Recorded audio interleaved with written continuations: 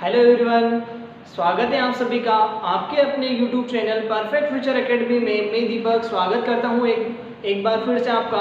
काफ़ी लंबे समय बाद अपन मिल रहे हैं एक बार फिर से। आज मैं आपको एक इम्पोर्टेंट जानकारी जो CET आया है वो क्या है इसके बारे में मैं आपको इस वीडियो में बताऊंगा कि CET क्या होता है और ये एग्ज़ाम जो होनी है अपनी सरकारी नौकरी जितनी भी होती है उसमें क्या चेंजेस होने वाला है, किस अकॉर्डिंग पेपर होने वाले हैं, ये सारा मैं इस वीडियो में आपको बताऊंगा। ठीक है, तो यहाँ से देखो, सबसे पहले NRA है ना, तो राष्ट्रीय भर्ती एजेंसी या फिर नेशनल रिक्रूटमेंट एजेंसी जो है, यहाँ पर 1 फरवरी और 2020 को क्या हुआ था, बजट पेश हुआ था। ये आपको पता होगा कि 1 फरवरी 2020 को क्या हुआ था, बजट पेश हुआ था। तो इस बजट में NRA के लिए कितना 1517 करोड़ रुपए का फंड निकाला गया, मतलब इन्वेस्टमेंट के लिए कि जो बचत आई है, मतलब बजट जो आया है, बजट में से 1517 करोड़ किसके ऊपर इन्वेस्टमेंट करना है, NRA को इन्वेस्टमेंट करना है, मतलब खर्चा करना है। ठीक है, तो वो जो खर्चा करना है किस अकॉर्डिंग करना है, तो यहाँ पे ध्यान रखना, जैसे कि अभी तक अपनी जो एग्जाम होती थी, जैसे कि SSC की हो गई और अपना एक कौन सा IBPS की हो गई और कौन सी RRB है ना, ये तीनों एग्जाम जो होती थी, जैसे कि SSC स्टाफ सिलेक्शन कमीशन है ना, और आपका IBPS institute of banking personal selection, और एक और अपना कौन सा RRB। तो ये जो तीनों एग्जाम होती थी, जैसे कि SSC में होता है कौन कौन सा, अपना CGL हो गया है ना, CHSL हो गया, और उसके बाद आपका MTS हो गया, GD हो गया। जितनी भी एग्जाम होती थी जो कौन कंडक्ट करवाता था, SSC कंडक्टर मतलब लेता था है ना। और उसके बाद IBPS में जितनी भी बैंकिंग की एग्जाम हो गई, जैसे कि आपका बैंकिंग में आपका SBI का हो गया है ना, और PO हो गया, क्लर्क हो गया, तो ये सारी एग्जाम जो लेता था कौन लेता था, IBPS लेता था। उसके बाद RRB मतलब आपका रेलवे का, तो रेलवे में जितने भी ग्रुप D की हो गया, NTPC हो गई, रेलवे की जितनी भी एग्जाम होती थी वो सारी RRB कंडक्ट करवाती थी। तो अब क्या होगा कि अभी तक तो ये एग्जाम जो थे ये तीनों अलग अलग कंडक्ट करवाते थे है ना। अब एक नया नियम आया है, कौन सा, CET है ना, कॉमन एलिजिबिलिटी टेस्ट। ठीक है, तो यहाँ पे ध्यान रखना, ये होता क्या है, यहाँ पे एक बड़ा चेंज यहाँ पे देखने को आपको मिलेगा कि अभी तक एग्जाम जो ले रहा था, कौन ले रहा था, CGL, CHSL, IBPS, bank, PO, ये सारे कुछ अलग अलग ले रहे थे है ना। SSC कंडक्ट करवा रहा था, IBPS कंडक्ट करवा रहा था, और कौन सा RRB कंडक्ट करवा रहा था। ठीक है, तो यहाँ पे एक चेंज ये देखने को मिलेगा आपको कि अब जितनी भी ये एग्जाम होगी उन सबको कंडक्ट कौन करवाएगा, CET करवाएगा।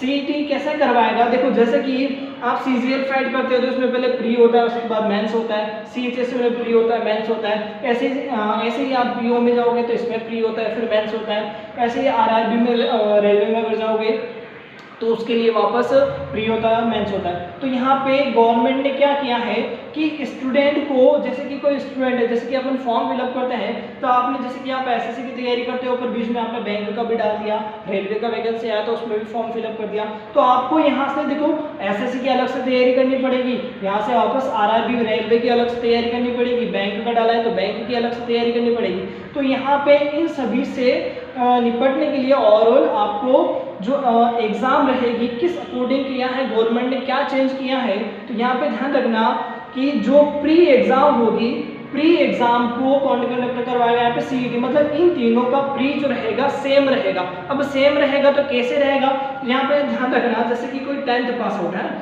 कोई स्टूडेंट 10th पास आउट है, या फिर कोई 12th पास आउट है, या फिर कोई ग्रेजुएट है ना, तो यहाँ पे ये जो तीनों स्टूडेंट रहेंगे, मतलब प्री एग्जाम जो रहेगा तीनों के लिए क्या रहेगा, अलग अलग रहेगा। मतलब अगर कोई 10th लेवल से देता है, या फिर कोई 12th लेवल से देता है, या फिर ग्रेजुएट लेवल से देता है, तो तीनों के लिए प्री पेपर जो रहेंगे अलग अलग लेवल के रहेंगे। मतलब कहने का मतलब ये है कि इन तीनों के लिए अब आपको अलग अलग पेपर देने की जरूरत नहीं है। अगर आपने केवल एक बार क्या क्लियर कर लिया, प्री क्लियर कर लिया, तो केवल इसकी मेंस जो रहेगी, मेंस की एग्जाम अलग होगी, और बाकी प्री जो रहेगा सबका एक ही बार देना है आपको। और एक बार देने के बाद जो आपके नंबर आएंगे, मार्क्स आएंगे, वो आपके कितने 3 साल तक वैलिड रहेंगे, कितने 3 साल तक वैलिड रहेंगे। जैसे कि एक साल में ये एग्जाम होगा कितनी बार? 2 बार होगा। ये एग्जाम जो सीईटी कंडक्ट करवाएगा, ये एग्जाम एक साल में कितनी बार होगा? 2 बार होगा। तो यहाँ पे ध्यान रखना 2 बार एग्जाम हुआ, तो जैसे कि आपने फर्स्ट पेपर दिया और फर्स्ट पेपर में माना कि मैंने मान लिया कितना 200 का यहाँ पे ओवरऑल था पेपर, 200 में से आपने कितने 150 156 जो भी मार्क्स कवर किए हैं। ये पहले पेपर में आपने 150 मार्क्स, सेकंड पेपर हुआ तो सेकंड पेपर आपने वापस दिया, तो सेकंड पेपर में आपने 176 मार्क्स कवर किए। तो ध्यान रखना यहाँ पे आपका बेस्ट स्कोर जो रहेगा वो काउंटिंग होगा अगले 3 साल तक के लिए। जैसे कि आपने अभी ये दोनों पेपर दिए और दोनों में से बेस्ट किसमें है आपका 176, तो ये जो 176 है ये आपके कितने साल तक वैलिड रहेगा? पूरे 3 साल तक वैलिड रहेगा ये मार्क्स। मतलब आप 3 साल तक आपको किसी भी एग्जाम का प्री देने की जरूरत नहीं है, केवल एक बार प्री दिया, जो आपका एक बार में मार्क्स आया वो आपके 3 साल तक वैलिड रहेगा, ठीक है। और इसके बाद एक और जो अच्छी इन्फॉर्मेशन ये है कि जैसे कि आपने इस साल दिया और ये दोनों मार्क्स आपके आए, एक बार 150 है, एक बार 176 है, आपने बोला सर नहीं हमारे तो थोड़े से कम मार्क्स हैं, अभी तो हम और अच्छे कर सकते हैं, इसमें और बेटर कर सकते हैं, ठीक है। अगले साल वापस नहीं आएगा, अगले साल वापस आप 2 बार आएगी फिर ये वैकेंसी, तो 2 बार आप इसमें डाल सकते हो। अगली बार दिया आपने और माना कि आपने 180 मार्क्स यहाँ पे लाते हो, जैसे कि पेपर हुआ 200 का 200 का और यहाँ पे कितने 180 मार्क्स लाते हो, तो ये आपका क्या रहेगा? बेस्ट रहेगा। मतलब इन सबको भूल के वापस कौन सा स्कोर बेस्ट हो जाएगा आपका? 180 बेस्ट हो जाएगा। और ये भी कितने 3 साल तक के लिए, जैसे कि आपने ये 2017 में दिया तो ये आपके 2020 तक के लिए जिस डेट से आपने दिया उसी से लेकर 3 साल आगे बढ़ जाएगा। तो ये आपको बार बार प्री देने की जरूरत नहीं पड़ेगी। और ये प्री जो रहेगा इन तीनों एग्जाम में से, मतलब इन तीनों में से किसी की भी एग्जाम हो, कोई से भी एग्जाम हो, उसके बाद आपको केवल मेंस की तैयारी करनी है, प्री की तैयारी नहीं करनी है, प्री देना ही नहीं है। अगर आप और बेस्ट करना चाहते हो तो इसमें वापस फॉर्म फिलअप करो, वापस अपना बेस्ट स्कोर करो, वो आपके 3 साल तक वैलिड रहेगा। तो ये सारा जो कहा है किसने किया है? सीईटी ने किया। अब आया आपको कुछ समझ में, यहाँ पे ध्यान रखना ये जो एग्जाम होगा 10th लेवल पे अलग होगा, 12th लेवल पे अलग होगा और ग्रेजुएट लेवल पे अलग होगा। मतलब अगर कोई बच्चा 10th पास आउट है तो उसके लिए पेपर थोड़ा लेवल कम आएगा, 12th पास आउट है तो उसके लेवल थोड़ा सा हाई आएगा और ग्रेजुएट है तो उसके लिए थोड़ा अलग लेवल आएगा। और एक खुशखबरी, एक अच्छी बात ये है कि जो बच्चा यहाँ पे ग्रेजुएशन कर लेता है वो ये तीनों एग्जाम दे सकता है। मतलब वो 12th पास आउट वाला भी दे सकता है, 12th वाला भी दे सकता है और ग्रेजुएट वाला भी दे सकता है।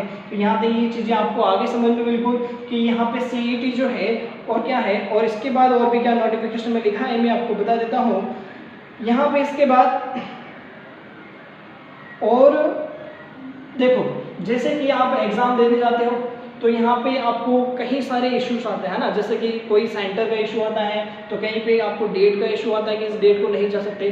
तो इन सभी को ध्यान में रखते हुए भी एनआरए ने कुछ और चेंजेस भी करने की यहाँ पे घोषणा की है कि यहाँ पे जो फंड आया है उससे कितने लगभग 1000 के समथिंग और नए जो इंस्टीट्यूट है वो खोले जाएंगे, मतलब ऑनलाइन के आपके खोले जाएंगे, ठीक है। तो 1000 यहाँ पे और भी इसमें दिया है। और उसके बाद जैसे कि इसमें लैंग्वेजेस का भी दिया है कि इसमें आपका मल्टीपल लैंग्वेज रहेगा। जैसे कि आपका अभी तक एग्जाम जो होता था कि इसमें हिंदी और इंग्लिश में होता था, अब जो एग्जाम रहेगा आपको इसमें अदर लैंग्वेज भी और ऐड होने की इसमें क्या है संभावना है, ठीक है। तो इसमें हिंदी इंग्लिश के अलावा भी और अदर लैंग्वेज में आप पेपर दे सकते हो। जैसे कि कोई गुजरात से है तो गुजराती में दे सकता है, तो वो लैंग्वेजेस में ऐड होने के चांसेस है।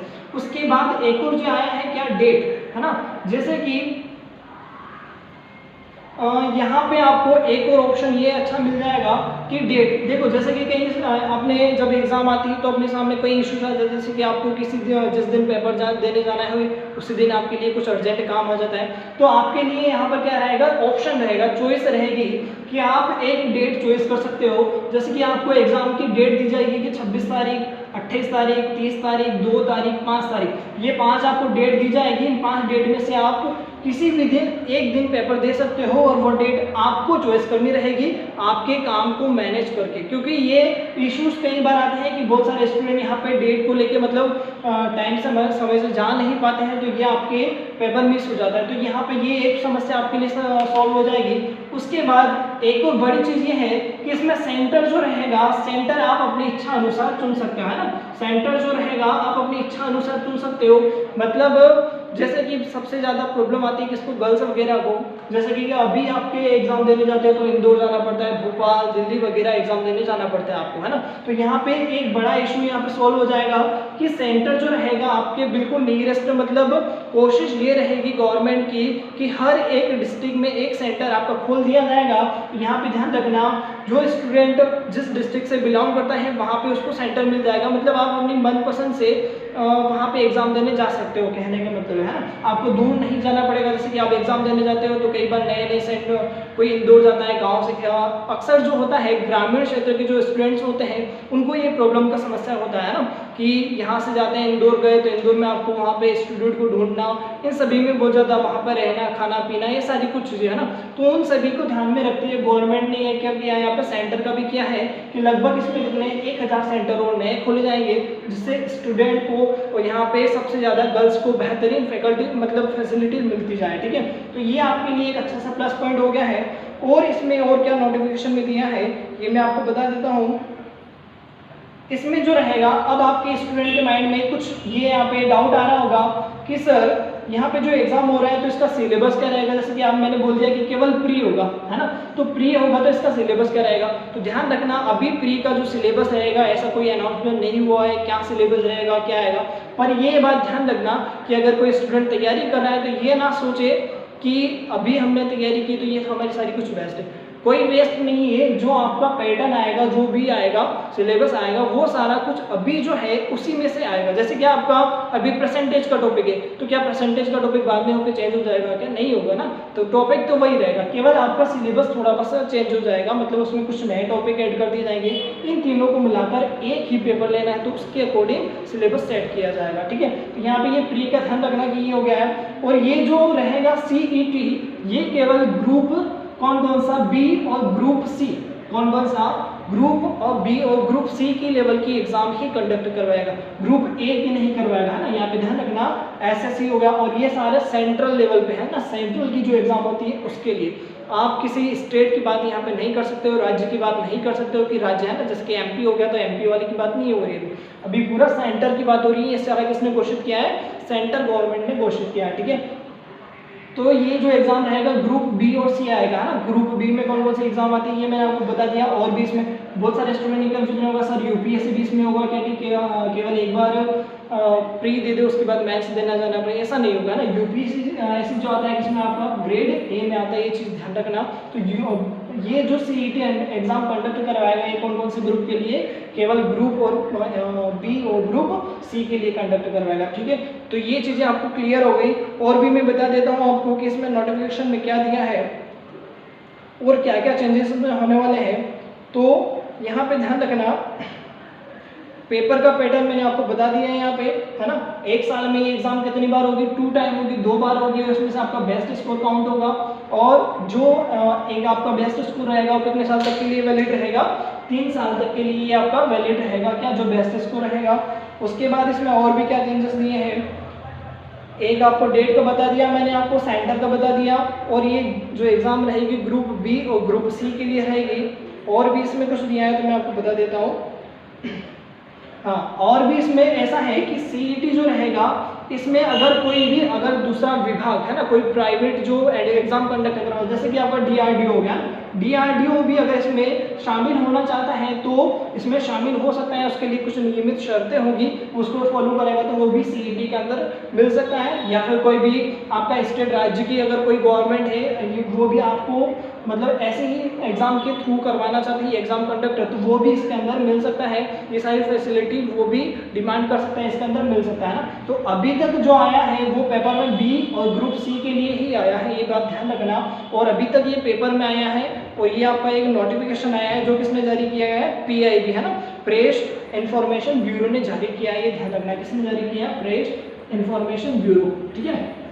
ये नोटिफिकेशन आया और आपने भी अभी तक न्यूज़ में या फिर आपने पेपर में पढ़ा होगा कि ये CET जो है लागू हो गया है ना। तो ये CET के बारे में जितना भी डिटेल्स था ये मैंने आपको बता दिया है। और भी इसमें सिलेबस के बारे में कुछ भी अपडेट आता है तो मैं जल्द ही आपके लिए वो भी जानकारी लेके आऊँगा। इसमें आपको कुछ डाउट आता है किसी भी प्रकार का तो आप मुझे कमेंट करके ज़रूर बताइएगा।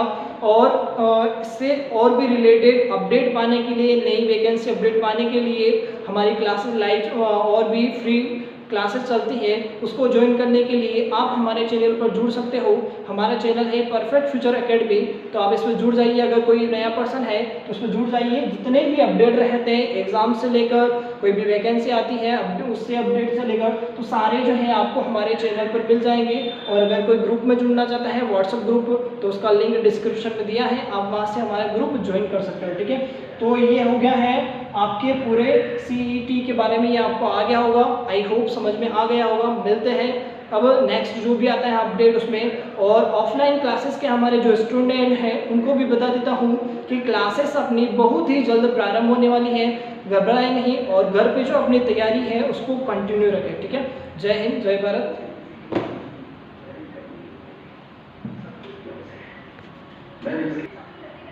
हाँ, तो एक थोड़ी सी और एक जानकारी और रह गई, ये चीज़ ध्यान रखना कि कुछ डाउट्स यहाँ पे ये भी आ रहे होंगे कि सर जो ये है ये क्या अभी से लागू हो जाएगा, जो ये CET क्या अभी जैसे कि हमने फॉर्म डाले हैं, फॉर्म फिलअप किया है, जैसे कि आपने किसी ने अभी यहाँ पे बैंकिंग का फॉर्म फिलअप किया होगा, तो क्या ये अभी से लागू हो जाएगा? तो नहीं, ये अभी से लागू नहीं होगा। ये जो लागू होगा 2021-22 के समथिंग, मतलब लगभग आपका 2021 में ये आपको लागू होगा।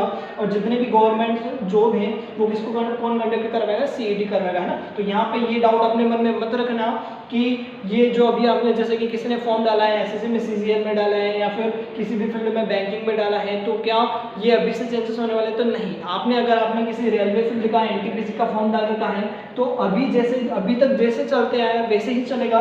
ये एग्जाम सारे वो ही कंडक्ट कराएगा, जैसे कि RRB का, तो RRB ही कंडक्ट कराएगा। ये लागू कब होगा? 2021-22 में इसके लागू होने की संभावना है।